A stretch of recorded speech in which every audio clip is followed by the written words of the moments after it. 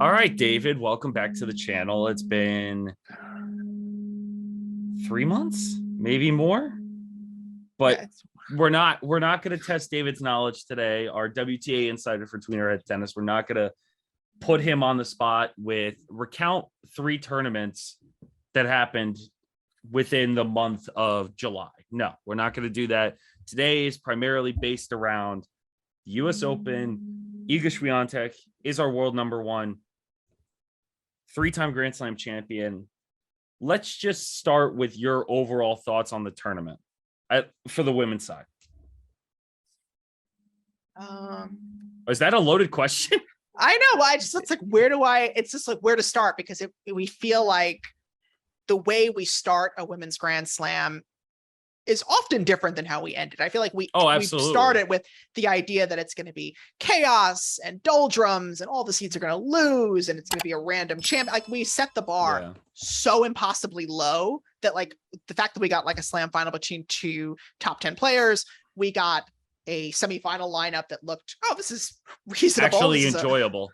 Like a streaking Caroline Garcia, 3-time semifinalist Azarenka and Jabeur and Swiatek. Oh, this makes total sense. So it just feels like it's hard to really reconcile like where we're coming in quite often for these women's events, feeling like it's going to be a mess, to getting, a solid conclusion to what has otherwise been a strange year in WTA tennis. I mean, we were having this conversation in January talking about, Ash Barty versus the field, and we end the Grand Slam season with Iga Swiatek versus the field. In some ways, it feels like nothing has changed, except we have somebody who in Swiatek I feel has much more longevity, and it seems very prepared to rack up a lot more of these major titles. I think in that sense it's different, but at the same time, we're still looking at a field who is sort of desperately trying to figure out how to join Swiatek at the top of women's tennis.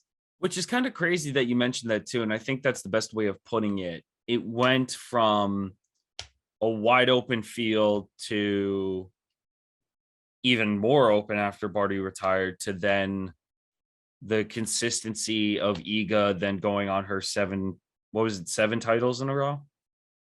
I mean, I've been saying 37 match win streak, but I guess. Yeah, but we'll go with 37 match win streak because that's the easiest way of putting it in perspective, because then she lost in the 3rd round of Wimbledon and now she's world number 1. I find this stat so unbelievably insane. She has double the amount of points as Jabeur and still has more points than Kontaveit and Jabeur combined at the 2-3 spot. Well, that's funny. Oh, well, and then you have Sabalenka, who's still in the top 25, top 5. I mean, top 8, certainly. Top 8 for sure. But that's what I mean. I feel like we've gone in a circle with the talent that has ended up at this year's US Open, because now she's 7 right now. Goff just took the 8th spot. Pegula took the 5th spot. And I feel like we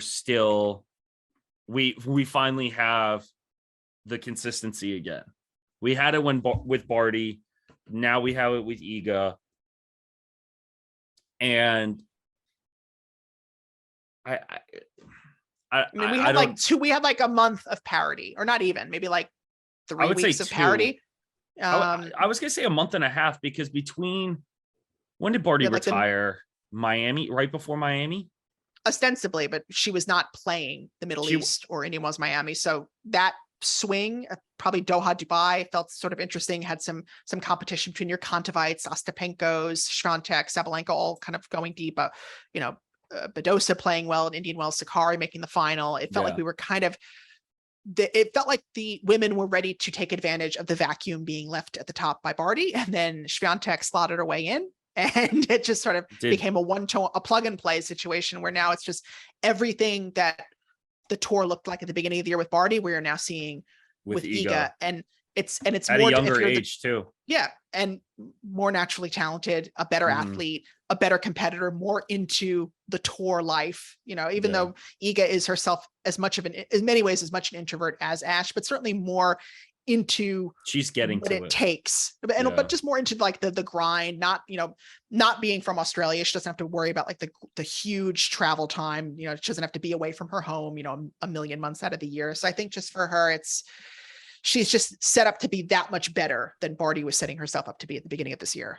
Well, it's also interesting, that fact that you mentioned too. I don't even think it's Iga now, I think, has, and I'm going to be corrected if I say this, but I think she is already kind of started that conversation of the best Polish tennis player of all time, man or woman. I would say she is. She is, right? That's not, that shouldn't be up for debate. And you could say Radwanska was great, but come on. Yeah, and I think even Aga would cede that. I mean, I think she'll keep her fan favorites and she'll keep her shot of the year trophies, but I don't think that she would but that's to it. be the most successful. Yeah, Polish tennis. She didn't Aga win the WTA finals? She did, 2015. Okay. Yes. Okay. But would you rather have that or a Grand Slam? I would take the 3 Grand Slams over the WTA finals. Svitolina's biggest title was, I think, the WTA finals. Well, she's from Ukraine, so. But I'm saying in general, for like perspective of different players, I know she's from the Ukraine. All right. Well, I have to preface it. Excuse me. But for all tennis players, I would rather take a Grand Slam over a finals.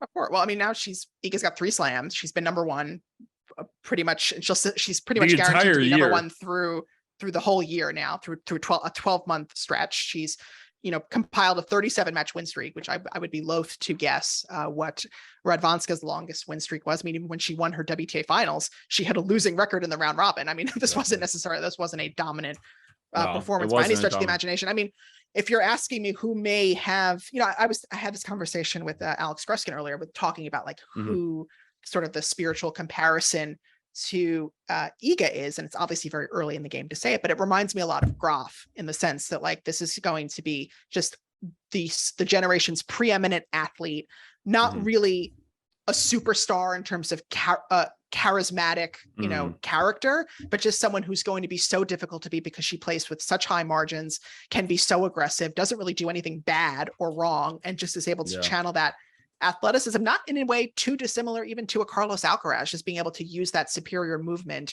and channeling that into just precise play, and really just flummoxed Ons Jabeur in the final, and to the point where even though Ons had her chances, it didn't really feel in doubt. But it didn't come until the middle of the second set, and even then Iga was up 5-3 and kind of, I wouldn't say choked it away, but Jabeur just crawled her way back into the final set, which was great to see.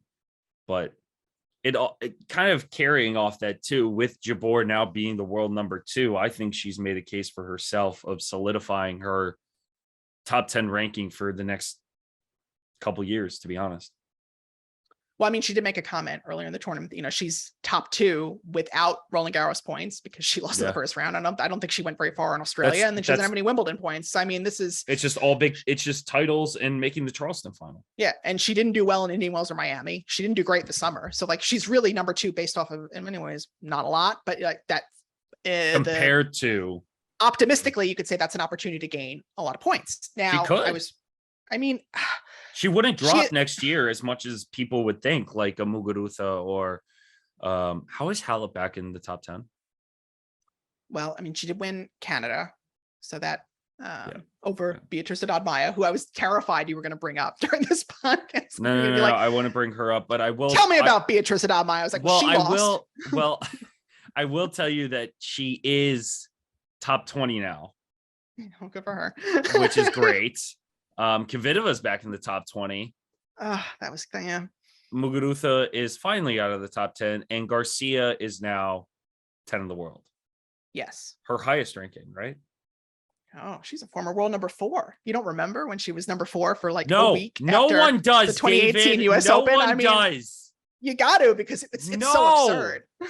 I'm sorry if she ever sees this, which I doubt she will. But she won't. I don't remember that. I remember her playing doubles with Landinovic. I remember her on this run, and I remember her being the best French player for the longest time. You remember the Wuhan Beijing double to get herself into the WTA finals? Come on. It's only 5 years ago, Phil. It wasn't that long ago. Come on. Good times. She really didn't do anything in 2018 to back it up. So it was one of those things where She she didn't just do had anything gained, for 2 years. she gained like the maximum amount of points in the fall of 2018 and then just immediately went from like Well, 4 yeah. to 9 to 15 because then she lost the Wuhan points, lost the Beijing points, and then lost the Singapore points, like kind of all in a row. So it certainly wasn't a long stint in the top 4, but this is probably her type of it's her character though. She goes to having these really great runs and then just disappears. And I don't know if that's just because of momentum and how well she plays it, but doubles too. We all thought she was just going to stick to doubles with Landanovic because what is she now? A 3-time Grand Slam champion in doubles? I think at least, I think 2. I Two think she won French. 2 French, yeah. 2 French guaranteed. I'm not sure about another one, but yeah, that's. I mean, you felt like this was going to be a little different, this streak, just because of the way that she's been able to play to make the US Open semifinals. And then the way that she played the US Open semifinal makes me less confident that she'll be able to keep it up, because it was just such a catastrophic defeat to a player that she really didn't, it didn't have to be that bad. I mean, yes. No, it could have been more competitive than anything else. It certainly could, a set could have gone to a tiebreaker. I mean, like that wouldn't have been asking. It could have been like a 6-4, and you would have felt like, okay, this, she was could have been a got out, 40-minute first set instead of a 30. That was scary. That was I went scary. down to write up that match at the 29-minute mark and just thought, this is not happening today. I looked at it. Old Caro. Well, and I was talking to my coworkers about it too. It's just, I had Garcia winning that match, to be honest. Yeah, me too. I mean, if you're looking at who played the best through 5 matches, you would have thought that Sabalenka and Garcia would make the final, just based off of how they played their respective quarterfinals. The mental grit with which Garcia was able to beat Coco Gauff, which I thought I thought that was a huge mental victory. I mean, to beat like the most mentally tough player in the field other than Iga Swiatek and Coco Gauff, I felt okay, this is a huge and most milestone victory for Garcia. And most kind of looked at player in the US right now, besides now Pegula, who's number 5, but Coco gets more attention. Like that's, you're beating, it's essentially beating the hometown favorite without it being their hometown. Someone who is notorious for their nerves, to beat one of the least nervous players was just, I thought that was huge for me. And I thought, okay, she's figured this out. This is a new plateau. And then she just flung herself right off of that plateau. And so I mean, granted, now she's in pole position to make it back to the WTA finals, which is where she last played in 2017 and made the semis. So, I mean, she certainly is good in that format. That sometimes happens with this, or quite often happens in this sort of modern WTA finals field. Those players who qualify in under the wire have all the match play, have all the momentum, and they end up just sort of rolling into the semis over the higher seeds who qualify first. Although at least we're having some situation where, the top 2 are coming in with a great deal of momentum themselves, having just made the US Open final. So maybe it'll be a slightly different scenario, but going back to, I did think that Garcia was going to win. I thought Sabalenka was going to beat Swiatek, just the way that she destroyed Pliskova in that quarterfinal. Yeah, that's what I mean. And the Pliskova, we'll get to her later, but I think the biggest story, and it's always going to be this biggest story, is how this is Serena's last tournament. And it's always the biggest kind of, I'm not going to use elephant in the room, but it's always the biggest headline going into a tournament when this is her last one. And before I get into it, the fact that she did a Disney commercial saying that she was going to Disney World after her career was over, I want to know how much Disney paid her for that, because that's a ginormous amount of money to even get that. Was the whole story just Serena going into the Open at this point for the biggest headline? Yeah, I mean, it's, a once in a lifetime champion is potentially going to, and I mean, the fact that we kind of knew for certain but couldn't be sure, if she would change her mind. Like we had to speak with so many caveats of this is potentially or very likely her last major tournament. Did make things difficult, but I think it was a good opportunity for us to really just go in and try to, go through the Rolodex of the last, 20 odd years of celebrating Serena. So, I mean, Rolodex? I know she had, like the pop culture. I know what the Rolodex is, but I'm surprised we use that still. I come back. I go back to an era where we do that. Use that. Rolodex. I've never used a Rolodex, but I know what it is. But I'm still surprised people still use that phrase. Yeah, we sort of occupy that chasm, you and I, right between, I think, How old elder are you? millennial. I am 30. Okay, I turned 27, so it's around Yeah, that. see, so we're Same right at that chasm. Yeah. Where I think a lot of things change. But yeah, I think Yeah. for Serena, she comes into the tournaments, obviously not, with a lot of matches under her belts, not at the, peak, Serena Williams fitness. And yet, given the way that the field has looked over the last year or so, once she beat Annette Kontaveit in the second round, you think, well, I mean, she's got as good a chance of anybody of winning this title. I mean, this was certainly at a point in the event where we were thinking, Swiatek's not happy with the balls. Badosa's not happy with the balls. I think at that point she'd probably already lost to Petra Martic. Didn't she lose had already second round? lost. Yes. Yeah, she lost second round. Yeah, she maintains, I believe, her tour leading record of winning tiebreakers, but that did not end up helping her in the long run against Martic. Wins the first set 7-6 and loses 6-1, I think 6-1, 6-2. Doesn't something matter. Like that. Yeah. Yeah. So a weird one. You would think that someone who can win those clutch sets would translate to something, but it didn't. It never does.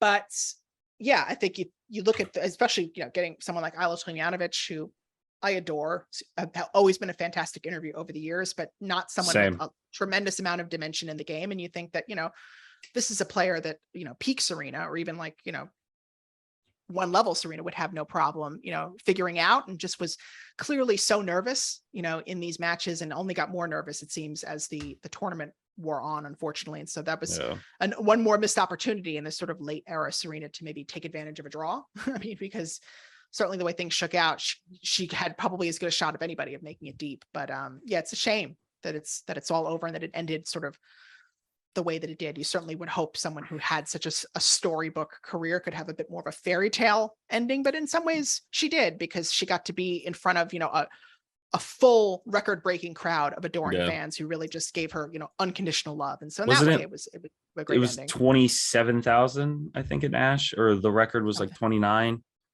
It broke the record on the opening night when she played Kovanic. Yeah, every day she played was a record breaking. Yeah.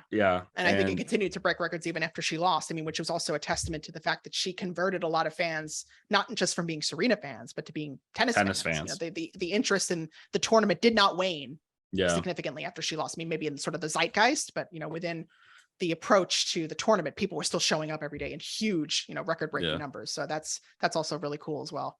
I have to give, as soon as she beat Kontaveit too, I had a feeling that this was it. Like, this was going to be the run, because again, and with the Sharapova quote that was misinterpreted by me and by other people,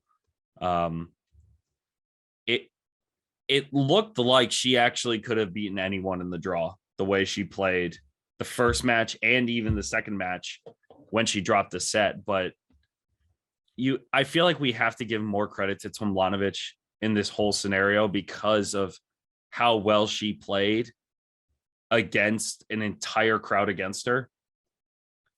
And the fact that we had to watch a farewell video every fucking time Serena walked out onto the court.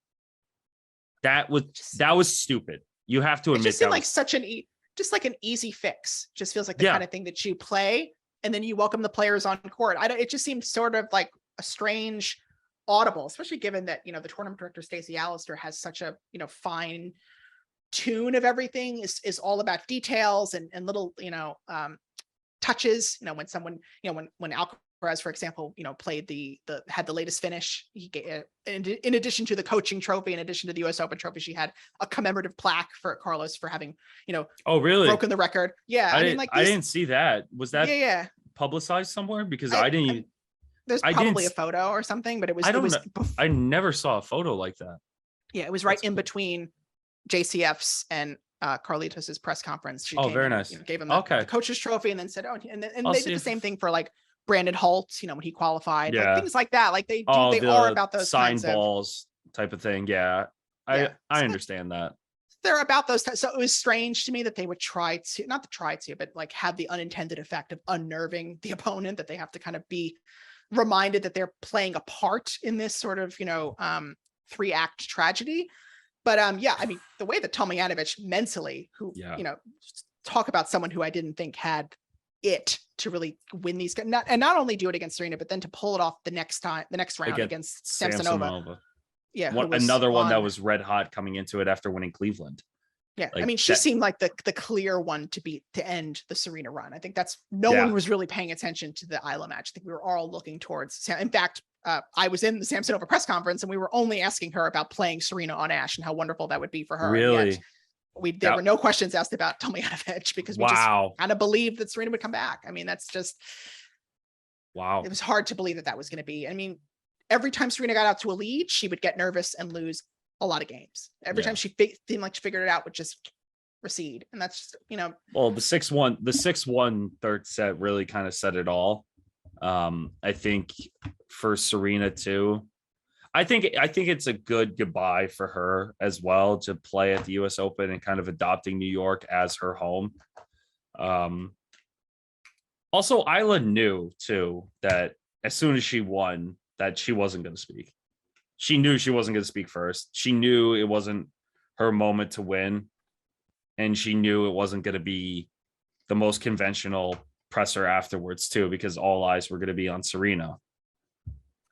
Yeah, I mean, I said when it happened that in a way it was probably the best person to do it because Isla is so mature and such a good speaker and such a good reader of her surroundings. The situation. Not, she's not like a teenager from another, who doesn't have a great grasp of English and is sort of just like kind of not altogether grounded. Socially aware. You're not going to find a more grounded player on the tour than Isla Tomljanovic. So I feel like that was like, in a way, it was like, oh, thank God, because there could have been so many like, it could have been controversy. But just like a jerky moment of like, oh, that was like awkward, or she or said something, oh, I can't believe I beat Serena. Like it could have just been like a weird moment, and she just really did a good job of like, all right, this is Serena's moment, and then to speak so personally of what Serena and her family means to her and her family. I think all in all, she really just put a great, to the extent that this was this whole passion play, she played her part to a T. So all credit to her for that. All credit to her for that. And the fact that she now is playing overseas again, like most of them are. Beatriz Haddad Maia just won against Clara Tolson today. Tomljanovic played. Like all of them are back on tour. It's not even like they have an off season, but I'm trying to think of who else that stood out. Who else do you think surprised you in terms of their performance besides the seeds? Besides the seeds. I mean, obviously the way Jule Niemeyer was able to push Iga Swiatek within a set break of exiting that tournament, it could have been a very different slam. I mean, even Iga said, that the fact that the conditions noticeably improved, for her towards the end of that tournament certainly helped. I mean, had it been as hot and as humid as it had been at the beginning of the tournament against someone like a Niemeyer, or even against someone like a Sabalenka, it could have been a very different tournament for her, but things cooled off. She was able to, the conditions slowed down, and that certainly helped her as well. I mean, I think she's probably the most impressive. I mean, obviously I think we were looking to see what Jun Wen would have been able to do. And, that was that sort of was a good one. Joking. It was like the de facto semifinal because it just felt like whoever was going to win that match was going to somehow buzzsaw the rest of the field. It's strange because typically, you look at these, I guess Samsonova was also unseeded. She played really well against and she Fernandez. Beat Fernandez decently, beat Krunic. Krejcikova to me she won doubles. She won the US Open doubles with Siniakova. It was very Go ahead. It was very surreal to watch Krejcikova play doubles as if the last year for singles had never happened. It was just like, I know, you were just like watching her. It was just like picked up where she left off.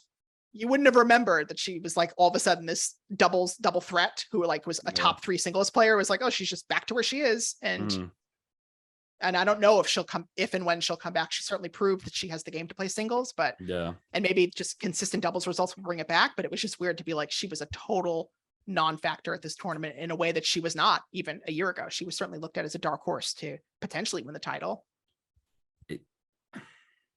Oh, that's right. But Badoza did lose to Martic 6-7, 6-1, 6-2. I'm just looking at all the scores again. Were you surprised Pliskova got to the quarters? I mean, I was at the beginning I would have been at the beginning of the tournament if you told me. I mean, the fact that she was it was also very fascinating to see the court scheduling this year because of the way that the seeds were not necessarily in line with the wattage of the stars. I mean, so we were seeing like Andy Murray, Serena Williams, Venus Williams, all get these big time court assignments. Then you were seeing someone like Badosa, the 4th seed, twice on 17. Casper Ruud out on court 12, which is a smaller court. Annette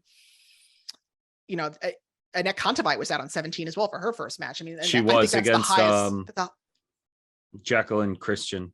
Yeah, that was, I think that's got to be the first time a top 2 player has ever played a match on court 17. And that's typically, I love the court, but it's not reserved typically for the high ranked players, but it's never the highest of the highest. So yeah, all of which to say Pliskova was out on court 6 to play Magdalene, and that was, I'm pretty sure that's the lowest court assignment she's gotten in quite a long time because she's typically a top 8 seed. Getting Armstrong or Grandstand or Ash has not been off that, I don't think, since she made the US Open final in 2016. So when she nearly lost to Lynette, I didn't think anything of her chances, to be honest, but she did play a really good match against Azarenka. It wasn't perfect, but it was quite good. Obviously, I think Azarenka had her chances and sort of really blew the momentum that she had coming out of that second set tiebreak because she really had all of it and the crowd was behind her.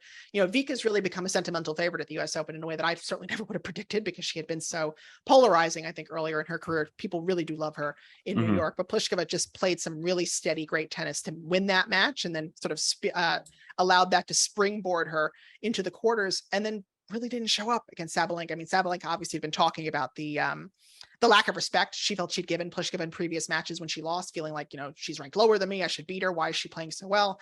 And certainly came out and got up for that match because she just dismantled her in that first set. And then really, even though she had her chances in the second, it was all Sabalenka. And it was one of those matches that made me think that Sabalenka had talk about hitting a new plateau. I was like, oh, you're working this one out. Yeah, because especially just coming out of the gate strong and then finishing resiliently, especially with the match against Swiatek in the semifinals too. She wins the first set 6-3 and then just kind of collapses inside of herself. She loses 6-3, 1-6, 4-6. Like, I felt like for Sabalenka, at least for me, like I just think that she finished strong, but then she gets into her head and kind of interrupts what she's been doing. So I'd like to think the difference between what happened with Garcia was definitely a mental issue. And I think for Sabalenka, I would hope it was purely tactical because it felt like up 4-2 in the third, she was just a little bit in her head about how hard to be going for these shots. And I think because it was one of the first times that she could say she lost one of these matches and it wasn't her serve that let her down. I mean, the serve did look tremendously better. All credit to Gavin McMillan, the performance coach that she worked with. And I do have to give, I have to give her a lot of credit for someone who presents sort of chaotic, scattered. I don't really know what I'm doing. I'm just sort of flying by the seat of my pants. I mean, she is someone who is really over the years committed to making substantive changes to both her team, to her game, to try to improve and be the best player she could be. She's someone who I do think believes she's that maturing. She has Grand Slam level talent. And I think that she's doing everything that she can to nurture that. I mean, we're not seeing, talk about Radwanska. I mean, Radwanska was notoriously very resistant to change. I mean, she famously worked with Martina Navratilova earlier in her career. Navratilova wanted to be more aggressive. Radwanska buckled at that and, ended up firing her pretty quickly. I mean, I think like people who I have a lot of respect for players who do the work and really want to be their best. So I think in that situation, had she had a bit more matches, had she had a bit more comfort in her range, I would like to think that she would have finished that match off because she even said after the match in press, she just felt like, look, this was the first time I've gotten to play Iga in a while where I totally felt like myself, where my serve was working. I wasn't hitting like 18 double faults. Like I kind of was there. I just wasn't all the way there. And the only thing about Sabalenka is that I feel like we've been in this situation 3 years in a row. I mean, I feel like I was talking to you 2 years ago being like, I'm so excited for Sabalenka in 2021. And like, I feel like every year we're just like at this impasse with her where she gets to a point and then it comes back and then she just retracts afterwards too. And I've been saying this since 2019 when we first talked to her when she won her first inaugural title in Connecticut. I thought she had so much potential and upside to it that I felt like she was going to be a top 5 player, and she has become a top 10 player, but for her to reach that next level, it really takes that factor of growing up, like you said, to admit that nothing's been working, to have that change, to be available, to be vulnerable. And I think that's what she's really doing with that coaching change. Yeah. I mean, I think you'd hope that because she's really the only one, in my opinion, that has that sort of, if we're asked like who in the field is like the closest competitor to Swiatek, it would be Sabalenka playing her best. 100%.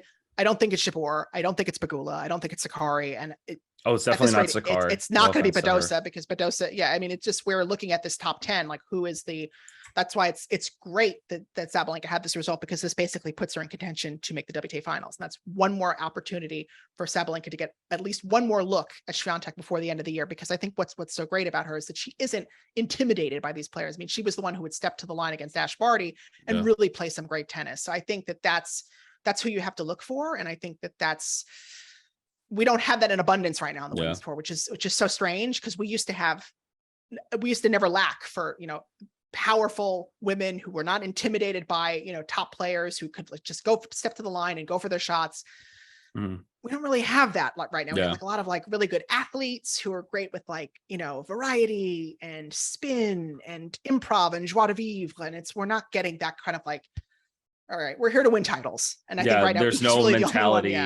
There's no mentality of I'm just going to outright win no matter what I do. And that's, I think Sabalenka really embodies that mentality. Yeah, the mentality and the weaponry, because I think they both have sort of, a lot of the rest have one or the other. And I think she's really one of the few that has both. So talk to me about Jessica Pegula, who's now the world number 5.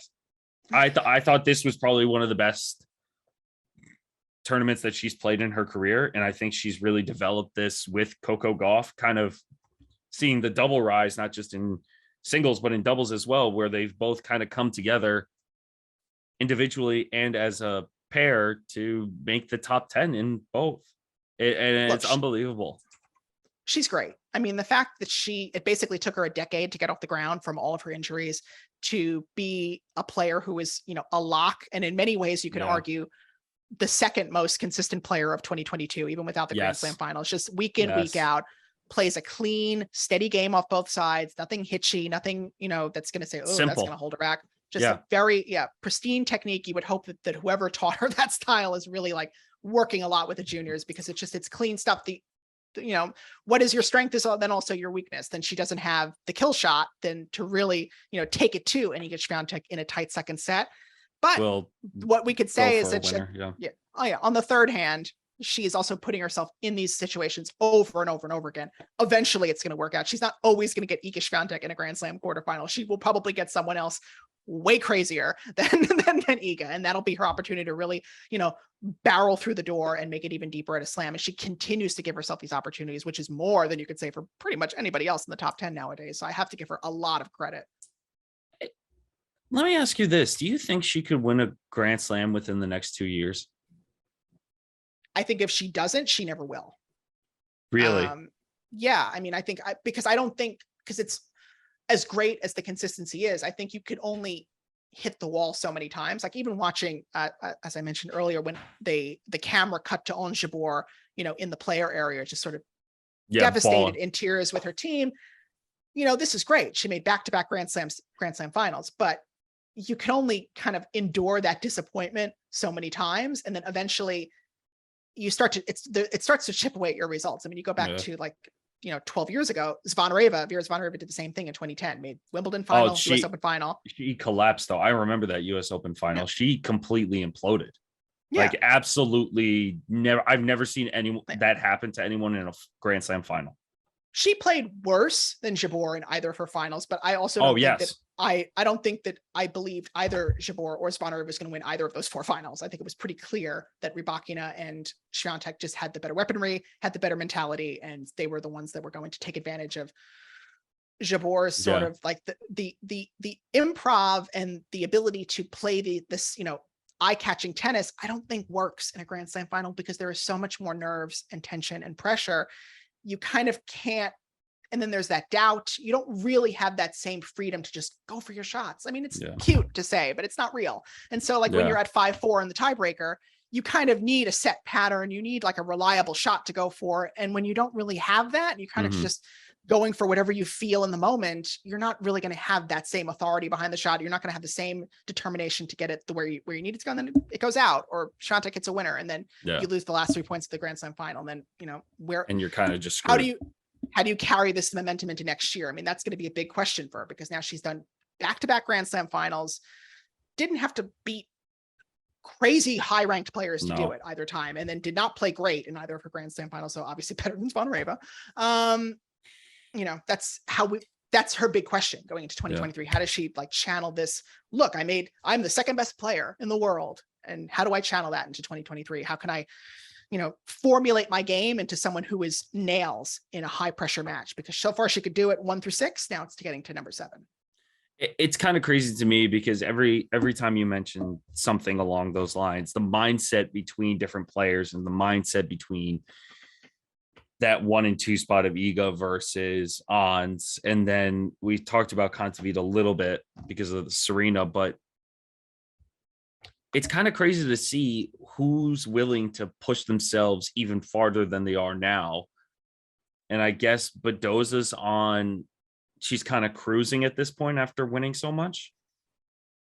I mean, Badoza and Kontaveit are both in a lot of trouble in the next couple of weeks, because they are defending thousands of points, you know, between now and the end of the year. I mean, Badoza is about to lose her 1,000 her 1,000 points from Indian Wells. Kontaveit's going to lose a lot of points from the tour finals, and obviously Badoza is as well. I mean, it's going to be a rebuilding year for both of them, and they can't even really hit the ground running, because both of them have points to defend in Australia. They both made like semis and finals in Sydney, so you can't even be like, oh, they're going to really like get right off and build their ranking up if things don't work out. Yeah, because I think both, I mean, certainly not Kontaveit, but Badoza is not in the top 8, and I don't think she's really in any. I mean, she's, I guess, as good a shot of anybody, because I think the way that the points are right now, that pretty much anyone can have a good fall and probably make the top 8. And, you know, with Halep having her nose surgery, I think she's out for the season. I don't think she'll be competing, so that frees up 1 more spots. And she got a divorce too, so it's not just physical; it's also mental for her to kind of have that reset. Yeah, so. I mean, it was a weird week, a couple of weeks for Halep, who, you know, wins her title in Canada and feels like, okay, she was my pick to win the title. I felt like this is a great. Did you really pick her for the title? I mean, she has the most experience in the draw. She had Daria Sneager, who I did not think she was going to. Well, Daria Sneager had a good showing at Wimbledon. I'm not going to lie. I thought she played well on the grass, and she's a former junior Grand Slam champion. Sure. Oh, come on. Give me something here. Yeah. I mean, did I expect her to lose to her? No. Was I surprised? Probably not. That's how I see it. I could have seen Sneaker beating Sakari. I could have seen her beating somebody else in the top 8. I could have seen her beating Kasatkina. Yeah. Kasatkina. Yeah. I mean, I did not see it happening for Halep. I thought she would at least win that match. And at that point, you know, again, we anticipate such catastrophe for the top seeds. We feel like, well, if everybody's out and Halep is winning, then, you know, she's got the most experience. You know, it seemed like, we really did feel like hers to win, especially as well as she played in Canada. I felt like she was finally getting things together. Although I feel like this is the 3rd time now where I've been kind of bamboozled by Simona, feeling like, okay, she's got it together on clay. Okay, she's gotten it together at Wimbledon. She's gotten it together in time for the US Open. And every time a tire blows out. I'm telling you right now, I don't know what it is. Maybe Mouratoglou's doing the right thing with his coaching technique, but I swear I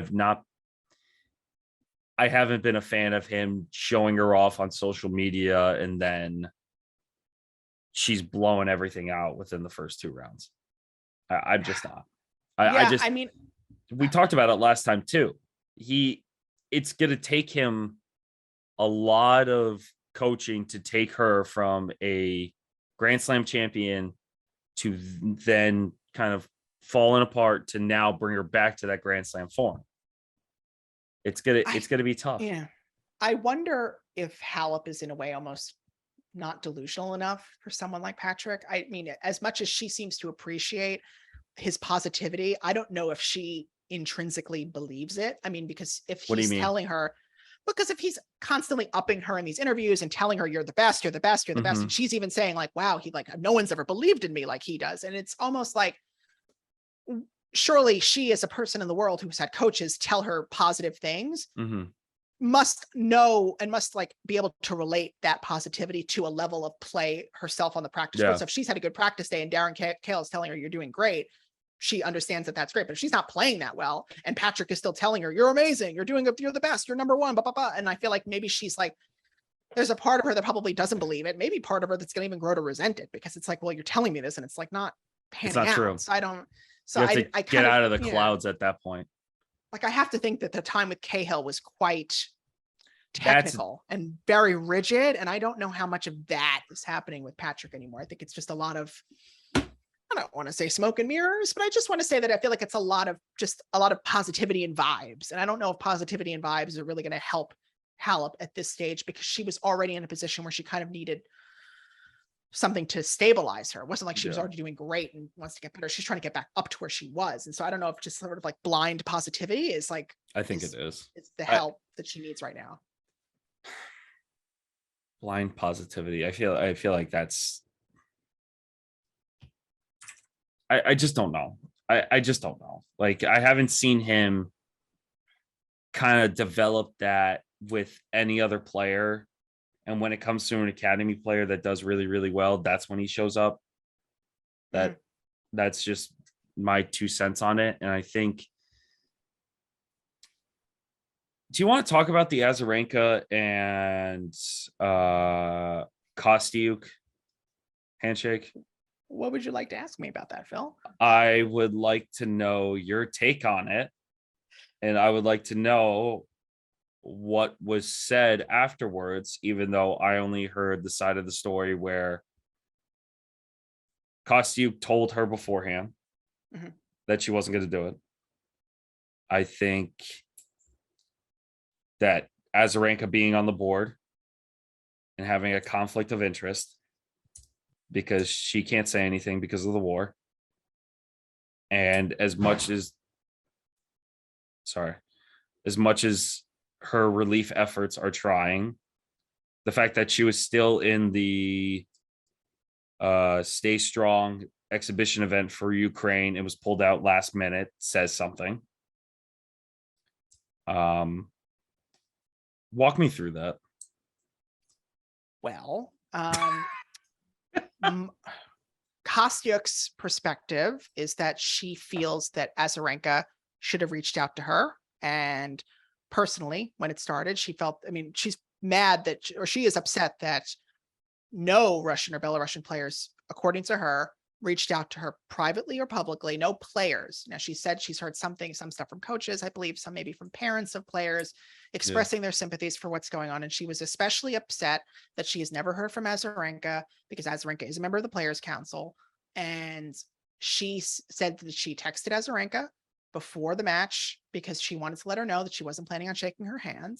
Which is fair. And whether I don't know if this was also a part of it, or whether it was implied that she wanted to be able to have a fuller conversation with her about it. And Azarenka told her that she had not been on site. She'd already left site.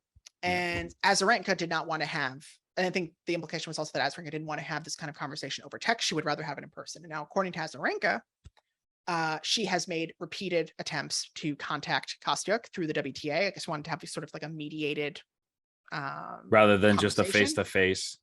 She wanted a third party. Yeah, or just like have it go through, I guess, official channels, because I guess, and because in fairness to Azarenka, Kostyuk is quite vocal. And so is certainly whatever happens, good or bad, I think we'll all be the first to hear about it, because I think she is quite connected and quite savvy in many respects in terms of reaching out to the media and how to get her point across publicly. And she felt that her participation in her attempted participation in the Ukraine exhibition speaks for how she feels about the situation. And I have to say that,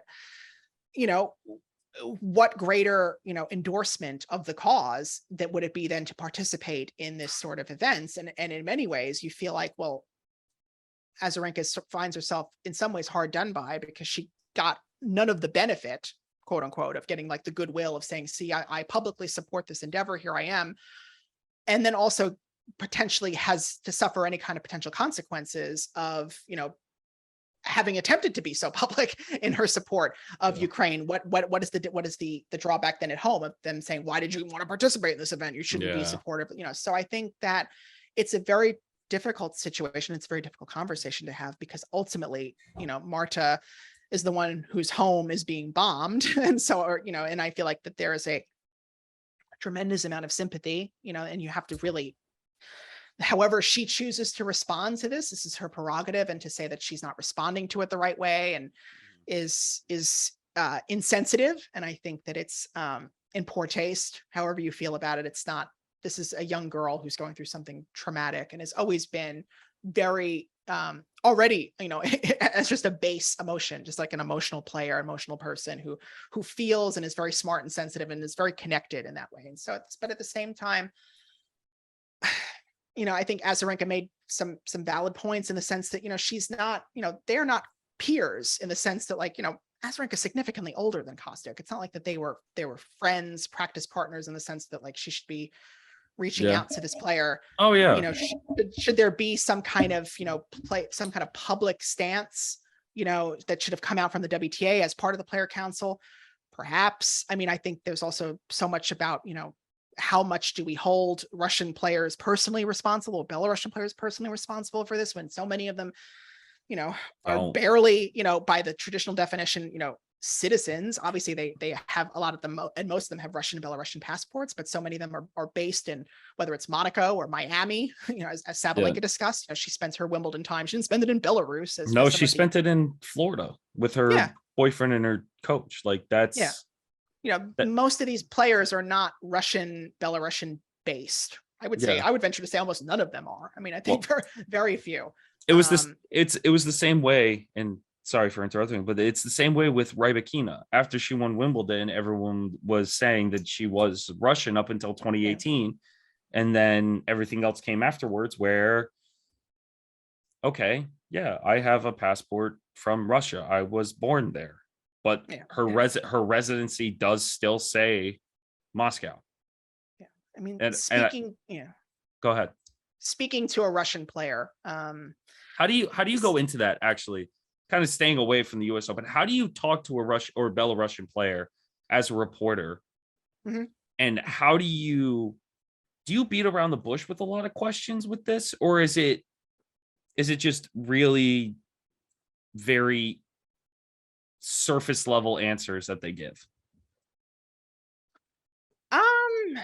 Well, I mean, I think in general, at least in the general press conferences, there were not a lot of questions specifically about how they feel about the war or things about, I think a lot of it obviously revolved around having to miss Wimbledon and how they spent that time. And I think what we ended up seeing was a lot of these players use that time to really revamp their games, whether it was Khachanov or Sabalenka or Samsonova hiring a mental coach. I think everyone used that time very well. And so if the extent was to sort of blunt Russian and Belarusian momentum or morale, I think unfortunately, fortunately or unfortunately, that backfired sort of spectacularly, because I think nine of the 9 players to make the second week of the US Open had been banned from the US, had been banned from Wimbledon, and then another 2 had missed because of COVID. Like, just having that sort of break made them that much fresher for the US Open. It's just kind of crazy to see how. Can you imagine if we had a Russian and a Belarusian in the final of the US Open during this time? Like, what would be the storyline that would come from this tournament if that did happen? Well, I mean, given who it would have most likely, if it was a Russian, it would have most likely have been Medvedev or Khachanov or Kasatkina. I mean, but going into the tournament, even Rublev too. If Rublev beat Tiafoe and Rublev made it that far, it would kind of be the same. But scenario. I think if it was a Rublev or a Kasatkina, at least they had been part of that documentary, and you feel like that was been a bit more public about their stance, etc. I just don't think there's a lot of animus towards the Russian players in a way that certainly Kostyuk wishes that there was, and whether that's fair or not. I mean, obviously she feels that they represent, an aggressive nation, and therefore that they are just as culpable. I mean, but talking to the Russian players either on or you know, in small interviews or even off the record, just feeling like their sense is that they don't really feel comfortable talking about it at all. They feel that no matter what they say, they will either, you know, get blowback from their home. They won't say it right. You know, they won't have made the right statement, positively, negative, you know, either for or against. And they just feel like that there should be a sense that, like, of course, that we agree with you and we support you. And we're just unfortunately really not able to comfortably and publicly say something. And, you know, for someone like Kostyuk, that's not good enough, you know, and that's fair. You know, she wants people to be just as, you know, vocal and supportive as vocal and out there as she is. But, you know, not everybody's built like that. And not everyone is, you know, and there's also a lot of consequences that could potentially, you know, befall these players. I mean, we're hearing stuff of what's happening in Russia, powerful people who have said things about the situation, and you know, I've met some fairly, oh yeah, I mean, you know, oligarchs falling out of hospital windows, so-and-so being, you know, dying in a car explosion. I mean, these are not like, it's not just about Twitter or Facebook or Instagram. I mean, these are some potentially life or death consequences just by saying, you know, sort of anodyne things about this. So I think there is in some ways some oversimplification of just, well, you just have to say something. Well, I mean, I think there's a lot of, you know, paranoia. Maybe there's even a sense that, you know, there's something that there's stuff that their remarks can be traced in any kind of way. Maybe that's why they haven't said things, you know, there's never been the text or anything like that. Maybe that's even why Azarenka wanted to go through official channels. She didn't want to do anything, something just through text. Yeah. But it's very difficult. And obviously Marta is in a very delicate mental, emotional situation. They all are. I do agree. But it's her in particular, because I feel like that she's been so outspoken and just so really? This is so consumed her. I mean, of course, I mean, it has. Well, same with Yastrzemska. You could say the same thing about Yastrzemska and her sister. We saw the whole video of her leaving her family in Ukraine to then play the tournament in France that they gave a wild card to.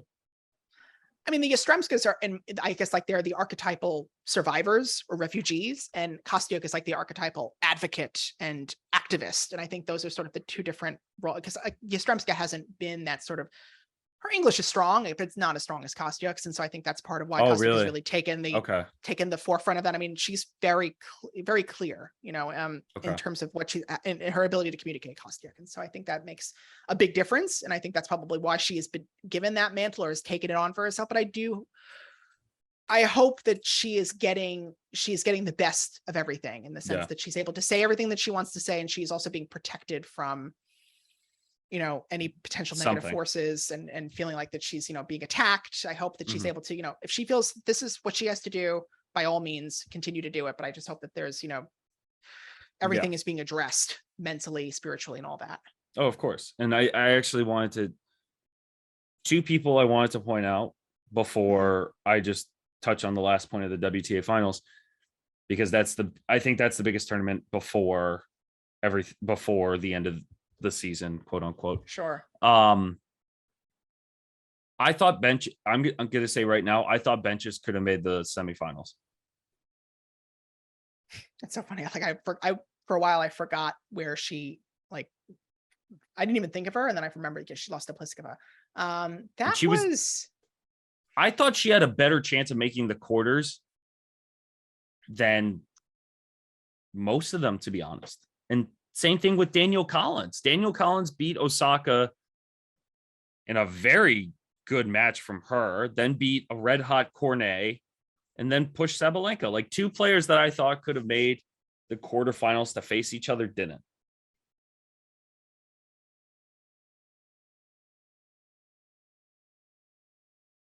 Does that make sense? Yeah, I would say that Collins was definitely my bigger disappointment than Bencic. I definitely thought the way that Collins played that first week, and, you know, as you said, you know, really buzzsawed through the first couple of rounds, has made a Grand Slam final. You just feel like if you're looking at like that trio of Pegula, Goff, and Collins in many ways is probably the most complete player. If it were not for that forehand, it would certainly be Goff. But I think that because Collins is just a bit more technically strong, that definitely gives her more of an advantage at this moment. And so I definitely thought that she was going, I thought she was going to beat Sabalenka. I didn't really think that when I went to sit down at, I think 4-3 in the second set on Ash, I did not expect Sabalenka to really run away with it the way that she did. And that was, you know, such a great performance by her. but no, Bencic didn't play great against Pliskova really at all. It's not a good match. I mean, the fact that Pliskova was like winning on defense was strange. I mean, Weird. I think That's Pliskova weird. even thought it was weird. I was like, this is, we were both just like, I don't really get it. How am I winning this match like this? She was like, obviously she's like, I don't want to be winning points like this. I was like, I know. I'm just like, but just talk about it because I have to ask you about it because it was weird. And it was like, you did a lot and you won most of the points. Like, that's strange. I think with Bencic, it's just the technique is still very meh. It's like worse Hingis. It's just like, it's kind of like it's aesthetically reminiscent of her, but just like hitchier and not as clean. And it's not fluid. No. And so I think that's going to hold her back. And then I think, mentally, I think she's just had so many disappointments at slams. I mean, it's getting worse. Obviously, I think it's getting worse for her too.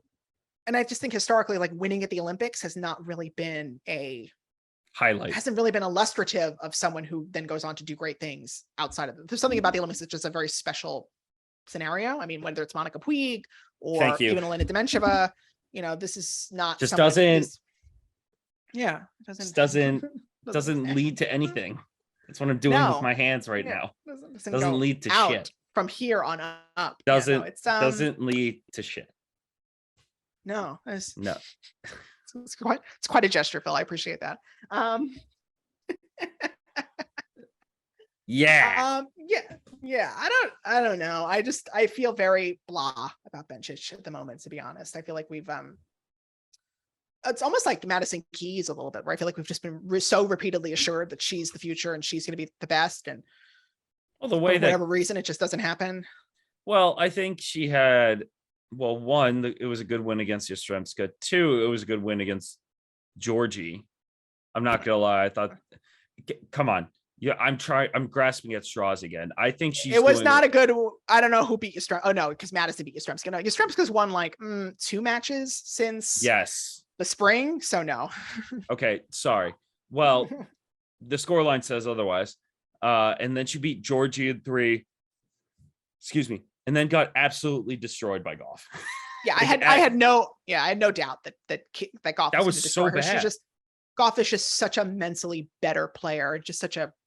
She's just all there. I've said this before. I've been in too many Madison Keys press conferences where she's just crying and doesn't know why she lost. And it's like, well, you've been at this for a decade. Like there's a couple of reasons. Every 2 months. Like, I think she's just one of those people who thinks that, if she just keeps at this, eventually but I think there are some limitations. It's as opposed, compare that to a Sabalenka who has made some really huge changes to be like, I'm going to fix this, I'm going to fix that. But Sabalenka's what? Excuse me. I'm sorry. I was going to say, whereas Keys has just been banging her head against the wall for the last decade. Well, she's also she's switching it up a lot with her coaching staff, but the fact that she hasn't stuck with one repeatedly to like sit down and figure it out with one person instead of just switching an entire different coaching staff says a lot about her approach to it, because again, just that repeated idea of let me just keep doing the same, play the same, just get a new coach so I can get a different idea. No, just stick with the same coach and figure it out with them to figure out what you're doing. You made a Grand Slam final once. You can do it again. Maybe. She beat Coco Vandeweghe to make that slam final. Again. That was one of those. And Coco Vandeweghe won a 125K the week before the US Open. How the hell she got a wild card? I have no idea. She's on my list too with Hadamaya. No Vandeweghe questions because I'm not prepared. How? I couldn't tell you what she did at the Open. I can't tell you. She lost to Zanevska from Belgium. Zanevska. In straight sets. Like, what am I supposed to do with this information? She's a very nice lady.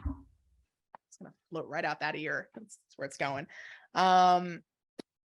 Yeah, I mean, Sabalenka, conversely, like you said, to your point, has only made one major coaching switch in the last 4 years. And that was just to switch to her, just to, elevate her hitting partner to coach. And she's taken on some outside consultants, whether it's Philippoussis, whether it's Gavin McMillan. I mean, I think that's sort of how you have to be. And she was also very clear about what she's looking for in a coach. Like, it was not just like, I need a new voice. It was just like, I want someone who's calm, someone who, when I'm angry and getting frustrated in press, is not going to fight with me like Tursup. Exactly. Like, I want someone who's just going to tell me to calm down and get over it. Like, that's what I need. Like, again, someone who is, how novel, someone who actually knows what works for them. Crazy. And is the opposite of her, because it seems like she needs that balance for her game.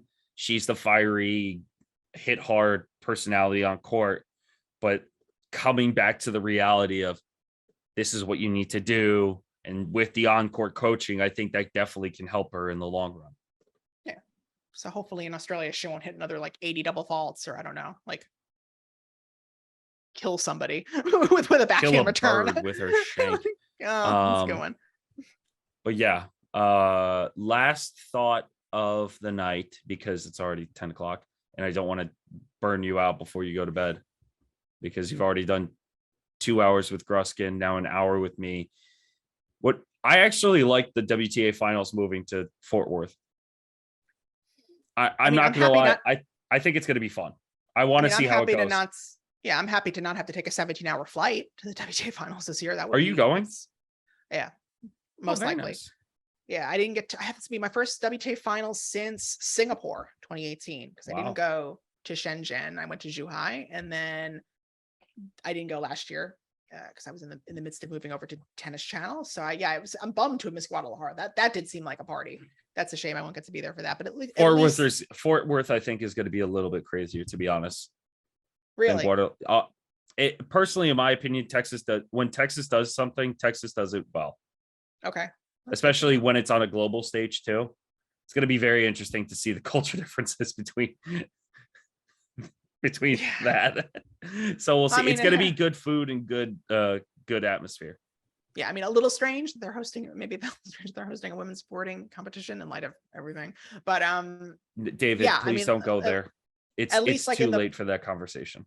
It's in light of everything, is all I'm saying. But at least in the post US Open landscape, the top 8 does look a bit more stable, palatable. Like, we were looking at a point where it seemed like we were going to get, I don't know, more than half of the top 8 were going to be debutantes, at least now with like. We, in the midst of all our videos that you've so graciously done with us for this channel, only recently did Kasatkina, Muguruza, Bencic, and Ostapenko move out of the range of making the WTA finals. Only recently. I mean, anything's possible. I do feel like the way that the points are set up right now, I don't sense it's not going to move. I mean, the most that Haddad Maia can get right now, if she wins, she just makes top 13. She doesn't even get above Muguruza. And there's not many big tournaments before Fort Worth that are going to really push them to that next level. I mean, there's Guadalajara. I mean, there's 1,000 points there. I forget they made it a WTA 1000. Yeah, they needed to they still haven't like totally, replaced everything, but I mean, because it's there's Simona Halep is number 8 with 2,600 points, and Halep is 9. Okay, Halep is 9. I'm looking at the live ranking. I'm looking at the live ranking. That's what you're talking about. Livetennis.eu. Yeah, I'm looking at the live rank. Halep has 3,000. Oh, live race. That's what I'm not looking at. Son of a bitch. Yeah. WTA race. Sorry. I don't get it. Jabor Swiatek already. The cutoff is 37.15. Yes, I mean, there's 600 points right now between Halep at number 8 and Bencic, Collins at 14. And I mean, it seems like realistically, even if like Pliskova were to win like Guadalajara, that would bring her up to 2,300. That would put her up within top 10. If that's down as low as number 22. It's only 8 players, right? Yes. Would Pegula and Goff play doubles as well? I think so. I think I think that'd be fun. Yeah. I feel like they would. Goff. I mean, especially now that she's world number 1 in doubles, I feel like she does. She has to. Quite seriously. It's going to Yeah, be so- interesting to see how this is going to end.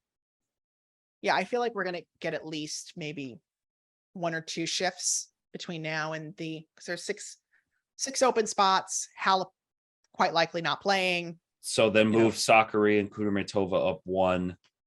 That puts Badoza at 10. If Badoza wins Guadalajara, Crazy. she automatically qualifies. Yeah, I mean, if Badoza If- manages to swing herself a ticket to this WTA finals, that would be it would be shunking. I would be shocked Really? if she's able to. I mean, Okay. because when you think about it, what has she, God bless her, what has she really done since winning Sydney? Like, I mean, it has been not great from her. I mean, I guess she made the semis in Stuttgart, and then I think and the semis of Indian Wells. That's and the quarters of Miami. Okay, so I mean, like whatever, but like basically not Good runs, but no titles. Yeah, I mean, she talked about it at the time. She felt like she really just like burnt herself out trying to get to world number 2, which like, girl, why? I mean, like it just seems like not a goal I would have like pushed for, just because of the way things were shaking out. It was like so obvious that someone Who's her coach right now? Oh, good. I know. He's been around for a while, but he's got a very not easy to roll off the tongue name. That's It's fine. like Don't worry Jorge. about it. Something. That's fine. David, thank you again for doing this. Thank you. I really appreciate it. No, it's a lot of fun doing these, and it's a lot of fun just getting to know and giving people a recap of what's going on in the women's tour, because I feel like it's so tough to understand what's going on, because one, inconsistency with names. People don't remember names until it's the US Open, but now it seems Iga's becoming that household name. People are going to know Jabeur. People are noticing how Jabeur plays. Coco Gauff's a given. Pegula doing really well of keeping that name up. But yeah, it's going to be very interesting to see who finishes in the final 8, because no one's after the 8. Nothing matters. Yeah, no, I mean, I appreciate these chats because I myself find it difficult to make sense of what's going on. So this gives me an opportunity and forces me to do it. So I come forces you to do your job. Forces me to come out with a bit more clarity than I might otherwise have had, especially in the middle of my 4-day weekend. But must be nice. It must be nice. It is. I highly recommend it after 3 straight weeks of churning out content. All right, David, thank you so much for joining. As always, make sure you check out David on Twitter. He is verified. Make sure to go check him out. What else am I promoting for you today, David? No, you just promote the fact that I'm off for the next 2 days. And I'm really grateful for it. David has vacation. David has vacation. Check tennis.com and Baseline. Scroll through the annals of the archives for all the great content that I put out.